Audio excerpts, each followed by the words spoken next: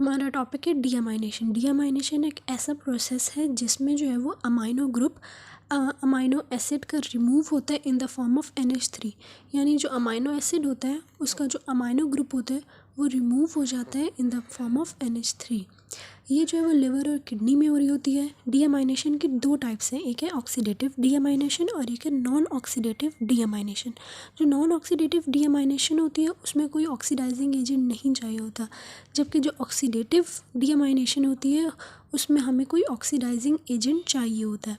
तो जो non oxidative डीअमाइनेशन है उसको हम बाद में डिस्कस करेंगे, अभी हम डिस्कस करेंगे ऑक्सीडेटिव डीअमाइनेशन को। हमारे पास दो तरह के अमाइनो एसिड होते हैं, एक होते हैं एल अमाइनो एसिड और एक होते हैं D amino acid. L amino acid जो है वो हमारी बॉडी में ज़्यादा पाए जाते हैं, जो डी अमाइनो एसिड होते हैं वो भी कन्वर्ट हो जाते हैं एल अमाइनो एसिड में, क्योंकि एल अमाइनो एसिड हमारी बॉडी में यूज़ होते हैं।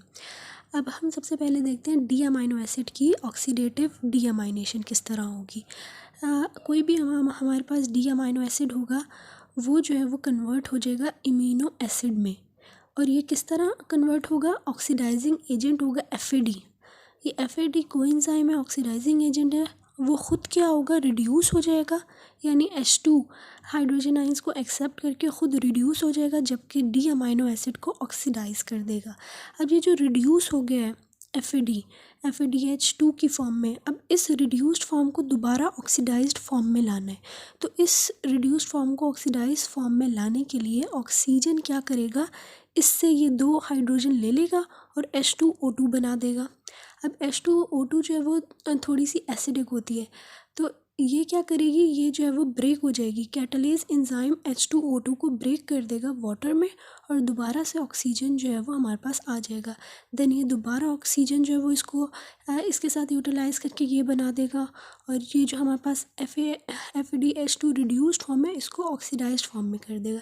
इस तरह ये साइकिल चलती रहती है और ये FAD oxidising agent D amino acid को ऑक्सीडाइज करता रहेगा और ख़ुद रिड्यूस होता रहेगा।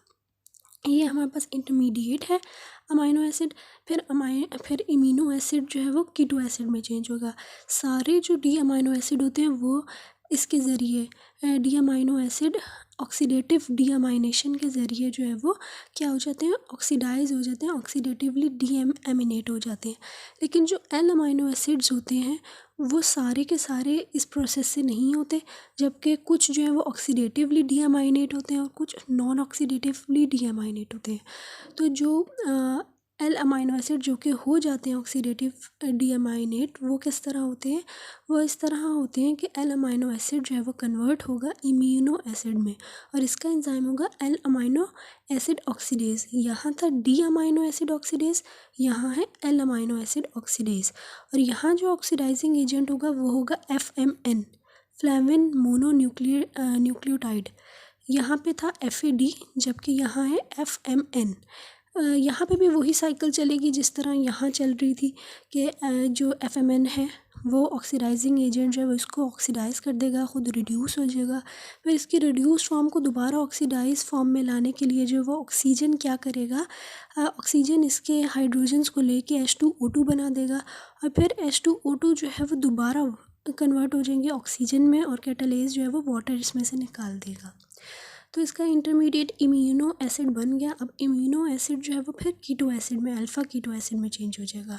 यहाँ एक्सेप्शन होती है कि ग्लाइसिन, डाइकार्बोक्सिलिक एसिड और बीटा कार्बोक्सिलिक एसिड जो होते हैं वो एल अमाइनो एसिड मतलब ऑक्सीडेटिव डीअमाइनेशन नहीं करते इस प्रोसेस के थ्रू। और ये जो एंजाइम होता है एल अमाइनो एसिड ऑक्सीडेज, इसकी एक्टिविटी भी जो है वो स्लो होती है और ये रिस्ट्रिक्टेड होता है FMN का, कि अगर FMN होगा कोएंजाइम तभी ये जो है वो वर्क करेगा। इन दोनों में मेन फ़र्क यही है कि FMN इसको चाहिए होता है जबकि इसको FAD कोएंजाइम चाहिए होता है। इसका एंजाइम डी अमाइनो ऑक्सीडेज होता है, इसका एंजाइम एल अमाइनो ऑक्सीडेज होता है। अब हम करेंगे नॉन ऑक्सीडेटिव डीअमाइनेशन, यानी वो एल अमाइनो एसिड्स जो कि ऑक्सीडेटिवली डीअमाइनेट नहीं हुए थे वो अब नॉन ऑक्सीडेटिवली डीअमाइनेट होंगे। तो इसमें 3 ग्रुप्स आ जाते हैं। एक वो होते हैं अमाइनो एसिड्स जिनके पास हाइड्रोक्सिल ग्रुप होता है, हाइड्रोक्सी अमाइनो एसिड, वो अमाइनो एसिड जिनके पास सल्फ़र ग्रुप होता है, और हिस्टिडीन।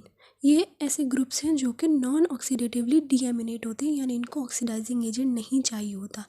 इसके अंदर हमारे पास आते हैं सीरीन, थ्रियोनीन, होमोसेरीन जिनके पास हाइड्रोक्सिल ग्रुप होता है, ये क्या करेंगे, अमाइनो एसिड डीहाइड्रेजेस एंजाइम्स के ज़रिए जो है वो अल्फ़ा कीटो एसिड बना देंगे और पीएलपी के डिपेंडेंट होते हैं। जबकि जो सल्फ़र कंटेनिंग है जैसे सिस्टीन और होमोसिस्टीन है, वो क्या करेंगे, वो अमाइनो एसिड सल्फ हाइड्रेजेस एंजाइम्स के ज़रिए जो है वो पायरुवेट में कन्वर्ट हो जाएंगे। हिस्टिडीन जो है वो हिस्टिडेज एंजाइम के ज़रिए यूरोकिनेट के अंदर कन्वर्ट हो जाएगा। ये हमने पढ़ लिया नॉन ऑक्सीडेटिवली डीएमाइनेशन। अब हम पढ़ेंगे ट्रांस डीएमाइनेशन। ट्रांस डीएमाइनेशन दो प्रोसेसेस का कम्बिनेशन है। एक जो है वो प्रोसेस है ट्रांस अमाइनेशन और दूसरा प्रोसेस है डीएमाइनेशन। इन दोनों प्रोसेस का कम्बिनेशन को कहते हैं ट्रांस डीअमाइनेशन। यानी कि ट्रांस अमाइनेशन भी उसी वक्त हो रही होगी और ऑक्सीडेटिव डीअमाइनेशन भी उसी वक्त हो रही होगी।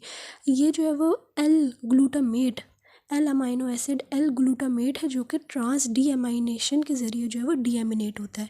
इसको इसलिए ट्रांस डीअमाइनेशन कहते हैं क्योंकि एक ही वक्त में जो है वो ग्लूटामेट की डीअमाइनेशन भी हो रही होती है और ट्रांस अमाइनेशन भी हो रही होती है। एल ग्लूटामेट जो है जब डीएमिनेट होगा तो NAD होगा जो कि रिसीव करेगा हाइड्रोजन आइंस और जो है वो कन्वर्ट हो जाएगा NADH2 में। और जिंक यहाँ पे जो है वो होगा, मतलब जिंक की मौजूदगी में ये रिएक्शन का जो रेट है वो इंक्रीज़ हो जाएगा। तो एल ग्लूटामेट से हमारे पास इंटरमीडिएट आएगा अल्फ़ा इमिनोग्लूटारेट और फिर अल्फ़ा इमिनोग्लूटारेट चेंज हो जाएगा अल्फ़ा ग्लूटामेट में। जो अल्फ़ा ग्लूटामेट है ये वापस जो है वो एल ग्लूटामेट बना सकता है थ्रू द ट्रांस अमाइनेशन और इसका एंजाइम होगा ग्लूटामेट ट्रांस अमाइनेज। और ये पीएलपी की जो हमारे पास विटामिन B6 है उसकी मौजूदगी में ये रिएक्शन जो है वो रेट फास्ट हो जाता है।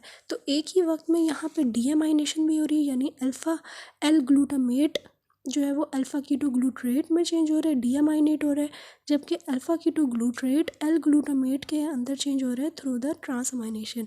यानी डीएमाइनेशन और ट्रांसअमाइनेशन एक साथ हो रही है। जो डीएमाइनेशन का एंजाइम है वो है ग्लूटामेट डीहाइड्रोजिनेस। ये एंजाइम रेगुलेटरी एंजाइम है, ये एंजाइम बहुत ज़्यादा इंपॉर्टेंट है, इसकी एक्टिविटी भी बहुत ज़्यादा होती है।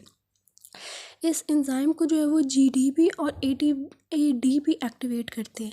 ये इस तरह से एक्टिवेट करते हैं कि अगर हमारी बॉडी में एनर्जी कम है, ग्लाइकोलिसिस नहीं हो रही, ATP नहीं बन रही, तो ATP का लेवल डिक्रीज़ हो जाएगा, जबकि ADP और GDP के लेवल्स जो है वो इंक्रीज़ हो जाएंगे। ये GDP आके जो है वो इसको ग्लूटामेट डिहाइड्रोजिनेस को एक्टिवेट करेगा कि जो है वो ग्लूटामेट से अल्फ़ा कीटो ग्लूटारेट बनाया जाए और फिर अल्फ़ा कीटो ग्लूटारेट TCA साइकिल में जाके एनर्जी प्रोवाइड करेगा। इस तरह ये ADP जो है एक्टिवेट करता है ग्लूटामेट डिहाइड्रोजिनेस को। जबकि अगर हमारी बॉडी में एनर्जी मौजूद है, ATP का, GTP का और NADH का लेवल ज़्यादा है, तो वो क्या करेगा, ग्लूटामेट डिहाइड्रोजिनेस को इनहिबिट करेगा कि अल्फ़ा ग्लूटामेट से अल्फ़ा कीटो ग्लूटारेट ना बनाया जाए।